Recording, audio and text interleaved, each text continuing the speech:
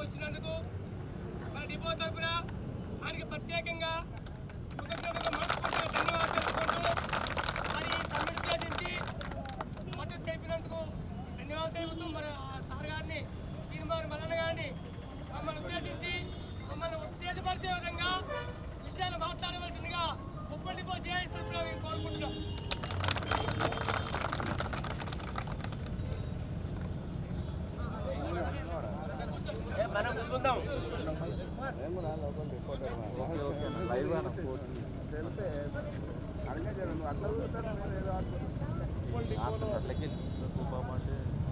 RTC కార్మికులుగా పనిచేస్తున్నటువంటి డ్రైవర్లు, కండక్టర్లు, వర్క్షాప్ వాళ్ళు, అలాగే మిగతా అధికారులు ఎవరైతే ఉన్నారో తెలంగాణ రాష్ట్రంలో జరుగుతున్నటువంటి ఒక అతిపెద్ద ఆర్టీసీ సమ్మె ఇది. ఈ సమ్మెలో మీరందరూ భాగస్వాములైనందుకు, ఆర్టీసీని రక్షించుకునే క్రమంలో మీరు ఉద్యమ రూపం తీసుకున్నందుకు మీ అందరికి కూడా ధన్యవాదాలు తెలియజేస్తా ఉన్నా. గత కొన్ని రోజులుగా జరుగుతున్న పరిణామాలన్నీ మీ అందరికీ తెలుసు. కాంగ్రెస్ పార్టీ అధికారంలోకి వచ్చేటువంటి సమయంలో కాంగ్రెస్ పార్టీ మేనిఫెస్టోలో అనేకమైనటువంటి అంశాలను పెట్టడం జరిగింది. అందులో ఆర్టీసీ అంశాన్ని కూడా మెన్షన్ చేయడం జరిగింది. కాంగ్రెస్ పార్టీ ఆర్టీసీ అంశాన్ని తీసుకొని ప్రభుత్వంలో విలీనం చేస్తాం, గత పాలకులు చేయలేకపోయారు, మేము చేస్తామనేటువంటి మాట చెప్పడం జరిగింది. ఆర్టీసీకి రావాల్సినటువంటి బకాయిలను వెంటనే విడుదల చేస్తూ ఆర్టీసీని మళ్ళీ లాభాల బాట పట్టిస్తామని చెప్పడం జరిగింది. ఈ ఆర్టీసీ కార్మికులకు అందాల్సినటువంటి అన్ని బకాయిలను కూడా క్లియర్ చేస్తామని చెప్పడం జరిగింది. ఇవి చేయకపోగా మళ్ళీ మూలిగే నక్క మీద తాటిపండు పడ్డట్టుగా ఉచిత బస్సు కార్యక్రమాన్ని తీసుకొచ్చి ఆర్టీసీని మరింత నష్టాల్లోకి తీసుకుపోయారు. ఈ ఆర్టీసీని కాపాడుతూ వస్తున్నటువంటి కార్మికులకు అందాల్సినటువంటి పిఆర్సీలు కానీ లేకపోతే ఇతర బెనిఫిట్స్ కానీ ఇవ్వకుండా కేవలం ఆర్టీసీ ఉన్నది ప్రభుత్వం పాలు పిండుకోవడానికి కామధేనువు తప్ప ఇంకో దానికి కాదన్నట్టుగా ప్రభుత్వం వ్యవహరిస్తూ ఉంది. ఇది 100% తప్పు. ఈ రాష్ట్ర ప్రభుత్వాన్ని హెచ్చరిస్తూ ఉన్నాం. 40 రోజులు అయిపోయింది సమ్మె నోటీస్ ఇచ్చి. ఈ డిమాండ్లు నెరవేర్చమని ప్రభుత్వం ముంగట పెట్టినటువంటి సందర్భంలో 40 రోజుల నుంచి కార్మికులు సమ్మెకు వెళ్తామనేటువంటి మాట పదే పదే చెప్తున్నా తీరా 41 రోజుల వరకు నిమ్మకు నీరెత్తినట్టుండి నిన్న ఐఏఎస్ అధికారులతో మీటింగ్ పెట్టి ఓ కమిటీ వేసి మీ డిమాండ్లు పరిష్కరించడానికి మాకు 2-3 వారాల 4 వారాల వెసులుబాటు కావాలని చెప్పడం. మరి ఇప్పుడు ఈ 40 రోజులు ఏమి గడ్డి బీకిర్రా? ఈ రోజులు ఏం చేసిరు? మరి ఈ 40 రోజుల పాటు ఎందుకు ఈ కమిటీని వేయలే? ఇలా తీరా ఇవాళ సమ్మెకు పోతున్నారని చెప్పి ఈ సమ్మెను పక్కదారి పట్టించడం కోసం, ఏదో జరుగుతున్నట్టుగా భ్రమలు కల్పించడం కోసం ఈ రాష్ట్ర ప్రభుత్వం ఈ దుర్మార్గమైన కార్యక్రమానికి తెరలేపింది. ఈ రాష్ట్ర ప్రభుత్వానికి చిత్తశుద్ధి ఉందా? నేను అడుగుతా ఉన్నా రేవంత్ రెడ్డి గారిని. నిజంగా ఆర్టీసీ పట్ల మీరు గతంలో చెప్పినటువంటి హామీలు నెరవేర్చుకునే దమ్ము మీకుందా? అలాగే ఆర్టీసీ కార్మికులు ఏమడుగుతున్నారు? మీరు చెప్పింది అడిగిరు. కొత్తగా ఒక్క ఆర్టీసీ కార్మికుడు కూడా కొత్త డిమాండ్ తెర మీదకి తేలే. మీరు నెరవేరుస్తా అన్నటువంటి డిమాండ్లనే ఇవాళ ముందుకు తీసుకొచ్చి వీటిని నెరవేర్చమని చెప్పారు. ఇంకో 4 రోజులైతే ఈ కాంగ్రెస్ పార్టీకి 3వ ఏడాది మాసికం. ఇంకా 4 రోజులైతే కాంగ్రెస్ పార్టీకి ఈ 3 ఏళ్లలో చేయనటువంటి చిత్తశుద్ధి లేనటువంటి ఈ పార్టీ, ఈ ప్రభుత్వం ఇక కార్మికుల ప్రభుత్వంగా మేము ఎందుకు అనుకోవాలని చెప్పి మేము అంటా ఉన్నాం.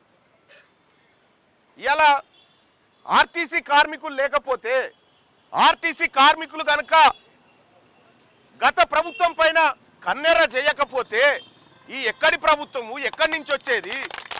ఇలా ఈ ప్రభుత్వానికి కనీసం గంజిలో మెతుకన్న దొరికేదేనా ఈ తెలంగాణ గడ్డ మీద? నేను చెప్తా ఉన్నా ముఖ్యమంత్రి గారికి, నువ్వు ఆర్టీసీ కార్మికులను చిన్న చూపు చూసిన ఏ ప్రభుత్వం నిలబడలే. ఇక్కడ ఆర్టీసీ కార్మికుల తెరవచ్చినటువంటి, గతంలో ఆర్టీసీ కార్మికుల తెరవచ్చినటువంటి చంద్రబాబు పోయిండు, గతంలో ఆర్టీసీ కార్మికుల తెరవచ్చిన కేసీఆర్ పోయిండు. నీకు ఆ గతి తప్పది. ఎందుకు చెప్తా ఉన్నామంటే ఆర్టీసీ కార్మికుల శక్తి ఏందో మీకు తెలుసు. నిత్యం కోట్లాది మంది ప్రజల శరీరాలతోని హలో ఇచ్చో, టికెట్ ఇచ్చో, హలో అనుకుంటానో, వాళ్ళని పలకరించుకుంటానో నిత్యం 1 కోటి మంది ప్రజల్ని కలిసేటువంటి ఆర్టీసీ శక్తి. ఇలా కొన్ని వేల మంది కార్మికులు ముక్త కంఠంతో అన్ని సంఘాలు, అన్ని విభాగాలు సమ్మెకు మద్దతునిస్తున్నటువంటి సందర్భంలో ప్రభుత్వం వెంటనే దిగి వచ్చి సమ్మె పరిష్కారానికి బాటలు చూయించకుండా ఈ సమ్మెను మరింత జటిలం చేసి, ఈ సమస్యను మరింత జటిలం చేసేటువంటి కార్యక్రమాన్ని తెగబడ్డది. నేను అడుగుతా ఉన్నా రేవంత్ రెడ్డి గారు, ఇది రాష్ట్ర ప్రభుత్వమే, కానీ సకల జనుల సమ్మె జరిగినప్పుడు ఆర్టీసీ ఎప్పుడైతే రంగంలోకి దిగిందో అప్పుడు తెలంగాణ ఆగిపోయింది. కేసీఆర్ నిమ్మరసాల దీక్షలకో, కాంగ్రెస్ ఉడత ఊపులకో తెలంగాణ రాలే. ఆర్టీసీ కార్మికులు నా తెలంగాణ నాకు కావాలి, నా ఆర్టీసీ నాకు దక్కాలని రోడ్డు మీదకి ఎక్కి బస్సులు లోపల పెట్టి తాళం వేస్తే అప్పుడు తెలంగాణ రాష్ట్రం వచ్చింది. ఇలా ఆ రోజు ప్రధానమంత్రిగా ఉన్నటువంటి మన్మోహన్ సింగ్ గారు కూడా ఇదే మాట చెప్పిండు, ఆర్టీసీ స్తంభనతోటి తెలంగాణ ఆగిపోయింది అనేటువంటి మాట చెప్పిండు. ఇవాళ ప్రధానమంత్రికే సెకదాగిచ్చినటువంటి ఈ ఆర్టీసీ, గత ప్రభుత్వాలను బొందబెట్టే శక్తి కలిగినటువంటి ఆర్టీసీ మీరు పెద్ద లెక్క కాదు వాళ్ళకి. ఇవాళ మేమందరం కూడా ఆర్టీసీ కార్మికుల పక్షాన నిలబడి మేమందరం సంపూర్ణంగా మద్దతు తెలియజేస్తా ఉన్నాము. ఈ సమ్మె గత సమ్మెల్లాగా కాదు. ఈ సమ్మె గత సమ్మెల్లాగా, గత పాలకుల్లాగా బెదిరిస్తే బెదిరిపోయేటువంటి సమ్మె కాదు. అలా బెదిరిపోయే పిరికి కార్మికులు ఎవరు లేడా. మీరు ఖచ్చితంగా ఈ సమస్యలకు పరిష్కారం చూపించాల్సిందే. ఈ సమ్మెలో పాల్గొంటున్నటువంటి కార్మికుల పైన ఏమైనా కోటి పనులు చేయాలని ఆలోచన చేస్తే ఈ ప్రభుత్వానికి నిద్ర కూడా పోనీయం. ఇలా కార్మికుల పక్షాన ఎవరు లేరని మీరు అనుకుంటున్నారేమో, కార్మికుల పక్షాన తెలంగాణ సమాజం అంతా నిలబడ్డది. ఇలా ప్రజలు కూడా అర్థం చేసుకుంటా ఉన్నారు. ప్రజలు కూడా ఇలా బస్సులు, ఏ ఒక్క బస్సు రోడ్డుపైకి రాకపోయినప్పటికీ కూడా ప్రజలు అర్థం చేసుకున్నారు. ఆర్టీసీ కార్మికుల ఆకలి గోస ఇదని చెప్పి వాళ్ళ కడుపు నిండితే కదా ఇలా ప్రయాణికుడు ఒక చోటు నుంచి ఇంకో చోటుకు పోయేది. ఆ పరిస్థితి లేదు. ఇలా రాష్ట్ర ప్రభుత్వం చెప్పుకుంటా ఉంది, అసెంబ్లీలో కూడా చెప్తా ఉంది, మేము ఇన్ని కోట్ల మంది ప్రయాణికులను ఫ్రీగా తరలించమనేటువంటి మాట చెప్తా ఉంది. మరి ఎంతమంది కార్మికులకు ఇచ్చిన హామీలు అమలు చేసినాం అనేటువంటి లెక్క ఈ ప్రభుత్వం ఎందుకు చెప్తలేదని నేను అడుగుతా ఉన్నా. అందుకోసమే మేము మొదటి నుంచి కూడా ఒకటే వాదం మీద ఉన్నాం, ఆర్టీసీ కార్మికుల డిమాండ్ నెరవేరే వరకు ఈ సమ్మె కొనసాగుతుంది. నువ్వు అధికారుల కమిటీ, ఇంకో కమిటీ వేస్తా, ఆ కమిటీల ద్వారా మేము చర్చలు కొనసాగిస్తాము. ఇదేమో పెద్ద మనసులో ఒప్పదమ్మా చర్చలు కొనసాగించడానికి? నువ్వు ఇచ్చేది ఉంది, మేము తీసుకునేది ఉంది, గదే కదా. నువ్వు ఇచ్చేది ఉంది, మేము తీసుకునేది ఉంది. నువ్వు ఇవ్వాల్సింది ఎప్పుడు ఇస్తావో చెప్పు, ఏ రోజు ఇస్తావో చెప్పు. అది చెప్పకుండా కాలయాపన చేసేటువంటి కార్యక్రమాలు ఏవైతే చేస్తూ ఉందో ఆర్టీసీ యాజమాన్యం, ఈ యాజమాన్యానికి మేము ప్రధానంగా చెప్తుంది ఒక్కటే, మా సంఘాలను పునరుద్ధరించండి. అడగడానికి ఒకడు ఉంటాడు, అది లేకుండా సంఘాలను డిమాలిష్ చేసిరి. అసలు ఆర్టీసీ కొంతమంది డిపో మేనేజర్లు కూడా వాళ్ళ తాత జాగీర్ అయినట్టుగా ఆర్టీసీ వాళ్ళ నాయనగారు రాసిచ్చిన ఆస్తి లెక్క ఫీల్ అవుతారు. అట్లా ఫీల్ కాకుర్రి, అట్లా ఎవరన్నా ఉంటే ఫీల్ కాకుర్రి. ఆర్టీసీ డిఎంలు కానీ లేకపోతే ఆ పై స్థాయి అధికారులు కానీ, ఈ ఆర్టీసీ మాది, కార్మికులది, ఇది మా కార్మికుల ఆస్తి.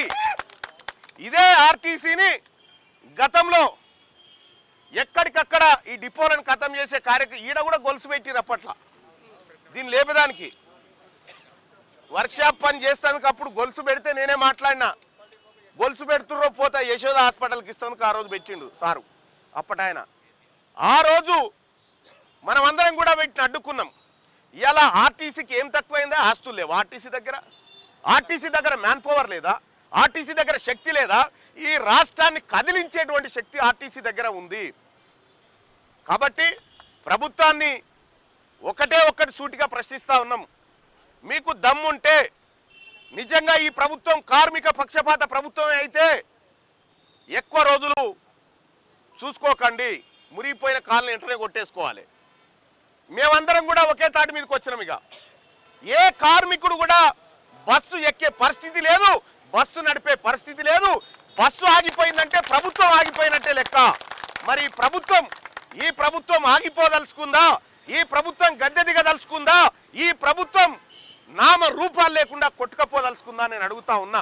అలాగే ఆర్టీసీ కార్మికులారా, సోదరులారా, ఈ ప్రభుత్వాలు చేయకపోతే చేసే ప్రభుత్వం రేపు పొద్దుగాలు వస్తుంది, కానీ వీళ్ళని ఎట్టి పరిస్థితుల్లో ఉపేక్షించం. ఒక ఆయన చెప్తా ఉన్నాడు, మళ్ళా నేనే వస్తాను, ఒక ఆయన మళ్ళా నేనే ఉంటా అని ఇంకో ఆయన. ఎందుకు ఈ నాశనం చేస్తానుక? ఎందుకయ్యా మీరు అక్కడ ఆంధ్రప్రదేశ్ రాష్ట్రంలో విలీనాలు అయిపోయినాయి, ఇడిపోయి మంచిగా బతా ఉన్నారు. ఇక్కడ మాత్రం అతి గతి లేదు. మళ్ళా వీళ్ళు పెద్ద సిపాయిలు, ఈ ముఖ్యమంత్రులు, వీళ్ళని మించిన సిపాయిలు లేరుగా. కాబట్టి నేను ఒకటే చెప్తా ఉన్నా, ప్రభుత్వం భేషజాలకు పోకుండా ఆర్టీసీని పరిరక్షించుకోవాలి.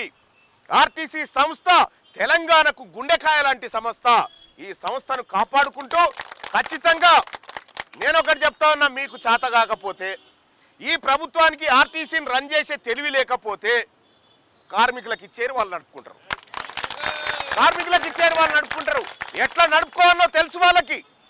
కాబట్టి ఈ రాష్ట్ర ప్రభుత్వం, ముఖ్యమంత్రి గారు వెంటనే చొరవ తీసుకొని ఈ సమ్మె పైన సమీక్ష పెట్టి సమస్యల పరిష్కారానికి ముందడుగు వేయాల్సిందిగా ప్రభుత్వాన్ని డిమాండ్ చేస్తా ఉన్నా.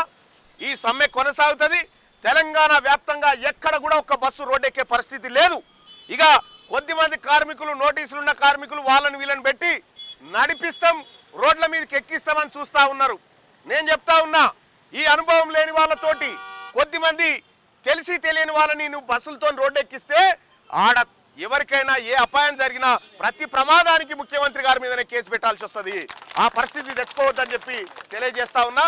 ఇది కంప్లీట్గా ఇది కార్మికులది కాదు, ప్రభుత్వ నిర్లక్ష్యంతో జరుగుతున్నటువంటి సమ్మె. ఇది ప్రభుత్వ మొండి వైఖరితో జరుగుతున్నటువంటి సమ్మెగా.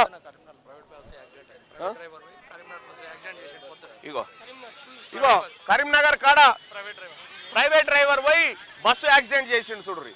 ఈ యాక్సిడెంట్కి ఎవరు బాధ్యత వహించాలి? ముఖ్యమంత్రి వహించాలి, మేనేజ్మెంట్ వహించాలి. ఇగో చూడ్రి,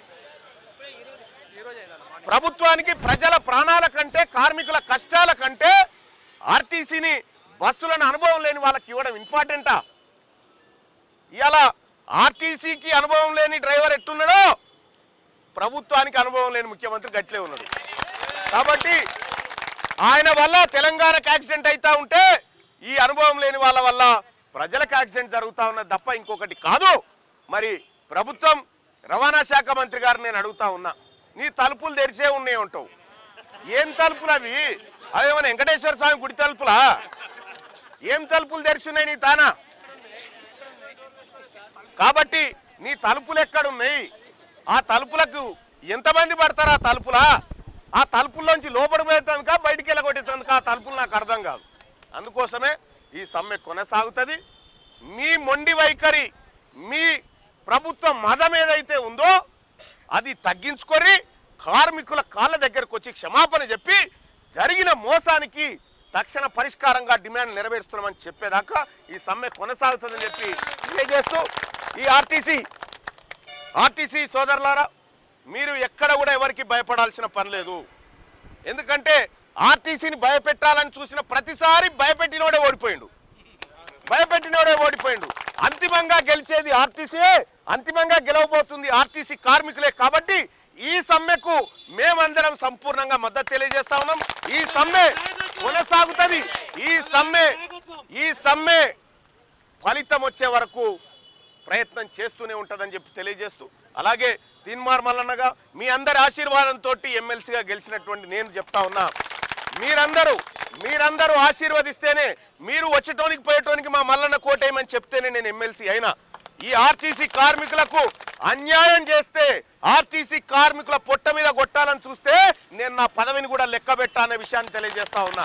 అందుకోసం ఆర్టీసీ కార్మికులారా, నేను మీకోసం ఎక్కడి వరకైనా పోరాడడానికి సిద్ధంగా ఉన్నాననేటువంటి విషయం తెలియజేస్తూ ఈ సమ్మెను కొనసాగించండి. ఈ సమ్మెకు కావలసినటువంటి మద్దతును, పౌర మద్దతును కూడగట్టి మీకు ఇస్తామని చెప్పి తెలియజేసుకుంటూ ఈ సమ్మె వర్ధిల్లాలే, ఆర్టీసీల ఐక్యత వర్ధిల్లాలే, ఆర్టీసీల సంక్షేమం మనం కాంక్షించాలి, ఈ ప్రభుత్వ వైఖరి నశించాలి.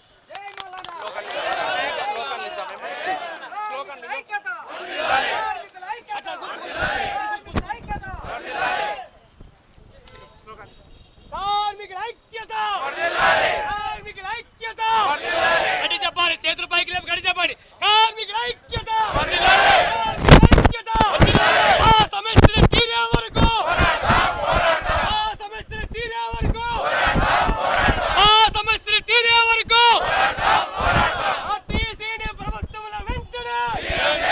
ఆర్టీసీని ప్రభుత్వంలో వెంటనే, యూనియన్ల వెంటనే, నాకు రావాల్సిన 2 పిఆర్సీలను వెంటనే,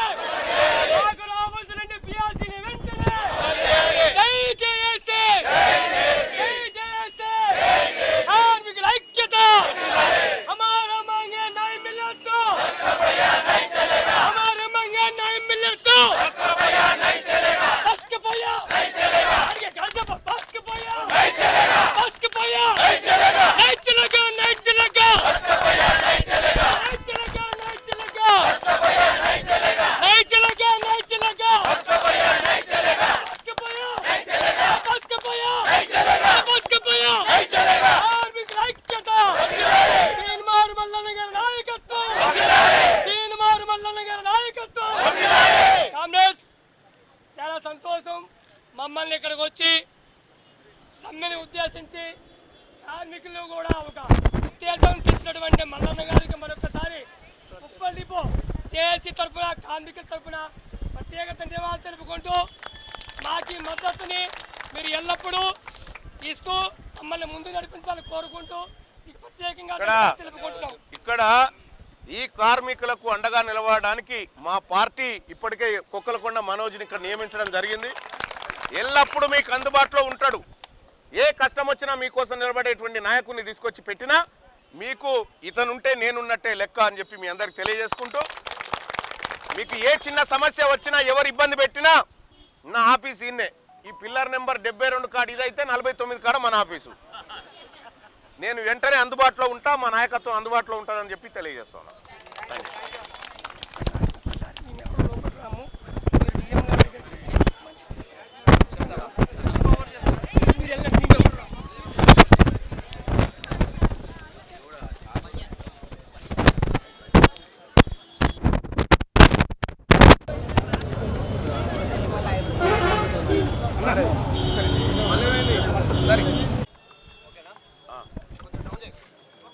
ఇవాళ తెలంగాణ రాష్ట్ర వ్యాప్తంగా ఆర్టీసీల సమ్మె సైరన్ మోగింది. ప్రభుత్వం నెరవేర్స్తా అని చెప్పినటువంటి హామీలు నెరవేర్చకుండా 2 పిఆర్సీలను బకాయి పెట్టి వారికి రావాల్సినటువంటి ఇతర బకాయిలను బకాయిగా చూపిస్తూ, అలాగే ఆర్టీసీ విలీనాన్ని ప్రభుత్వంలో విలీనం చేసుకుంటామని మేనిఫెస్టోలో హామీ ఇచ్చినటువంటి కాంగ్రెస్ పార్టీ ప్రభుత్వం అవేవి నెరవేర్చకపోగా, పైపెచ్చు ఈ సంఘాలను పునరుద్ధరించకపోగా తీవ్ర అన్యాయానికి చేస్తూ ఉంది, గురి అవుతా ఉంది ఆర్టీసీ కార్మిక లోకమంతా. దీనిపైన ఇలా తెలంగాణ వ్యాప్తంగా ఒక్క బస్సు కూడా రోడ్డు ఎక్కడానికి వీల్లేదని చెప్పి ఆర్టీసీ కార్మికులంతా సమ్మెలకు పోతా ఉన్నారు. ఈ సమ్మెకు సంపూర్ణంగా మద్దతు తెలియజేసుకుంటూ తెలంగాణ వ్యాప్తంగా జరుగుతున్నటువంటి ఈ సమ్మెకు పౌర సమాజం అంతా మద్దతుగా నిలుస్తుందని చెప్పి తెలియజేసుకుంటూ ఈ సమ్మె కొనసాగుతుంది. ఎక్కడ కూడా కార్మికులకు అన్యాయం జరిగినా తెలంగాణ రాజ్యాధికార పార్టీగా మేమందరం ముందుంటాం. అలాగే ఆర్టీసీ యాజమాన్యాన్ని కూడా చెప్తా ఉన్నా, కొద్దిసేపటి క్రితమే కరీంనగర్లో ఒక అనుభవం లేని డ్రైవర్తోని బస్సు నడిపిస్తే యాక్సిడెంట్కు గురై ప్రాణాలు పోయినటువంటి పరిస్థితి ఉంది. ప్రభుత్వం ఇలాంటి దుర్మార్గమైనటువంటి చర్యలకు పాల్పడి ప్రజల ప్రాణాలు తీయొద్దని, కార్మికుల సమస్యలు వెంటనే పరిష్కారం చేసి కార్మికులకు అండగా నిలబడేటువంటి ప్రభుత్వంగా ఉండాలని కోరుతా ఉన్నా. ఇక దొంగ కమిటీలతోని కాలయాపన చేయాలని చూస్తున్నటువంటి ప్రభుత్వానికి ఇది సిగ్గుచేటైన విషయం. అందుకోసమే ఇవాళ ఉప్పల్ డిపో ముందు కార్మికులందరం కలిసి సమ్మెలో పాల్గొన్నాం. ఈ సమ్మెను విజయవంతంగా కొనసాగిస్తాం. ఈ హక్కులు నెరవేరే వరకు, ఇచ్చిన హామీలు నెరవేరే వరకు సమ్మె కొనసాగుతుందని చెప్పి డిమాండ్ చేస్తూ ప్రభుత్వానికి హెచ్చరిక చేస్తా ఉన్నాం.